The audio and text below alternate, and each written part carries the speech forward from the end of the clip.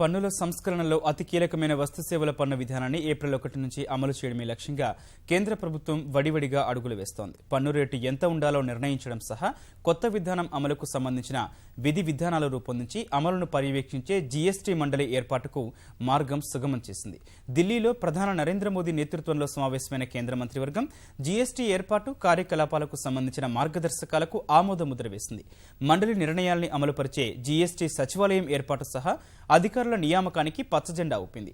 వస్తు సేవల పన్ను విధానం ప్రవేశపెట్టేందుకు వీలు కల్పించే రాజ్యాంగ సవరణ బిల్లు నేటి నుంచే అమల్లోకి రాగా 60 రోజుల్లోగా జీఎస్టీ మండలిని ఏర్పాటు చేయాల్సి ఉంది. కేంద్ర ఆర్థిక మంత్రి అరుణ్ జైట్లీ అధ్యక్షతన ఏర్పాటయ్యే ఆ మండలిలో అన్ని రాష్ట్రాలు, కేంద్రపాలిత ప్రాంతాల ఆర్థిక మంత్రులు సభ్యులుగా ఉంటారు. మండలిలో కేంద్రానికి 1/3 వంతు, రాష్ట్రాలకు 2/3 ఓట్లుంటాయి. కొత్త పన్నుల విధానానికి సంబంధించిన ఏ నిర్ణయాన్ని అమలు చేయాలన్నా 4/3 ఓట్లతో జీఎస్టీ మండలి ఆమోదం తప్పనిసరి. ఏ వస్తువుల్ని జీఎస్టీ పరిధిలోకి తేవాలి, వాటిపై ఎంతెంత పన్ను వసూలు చేయాలి, వేటికి మినహాయింపు ఇవ్వాలన్న అంశాలపై మండలి తుది నిర్ణయం తీసుకుంటుంది.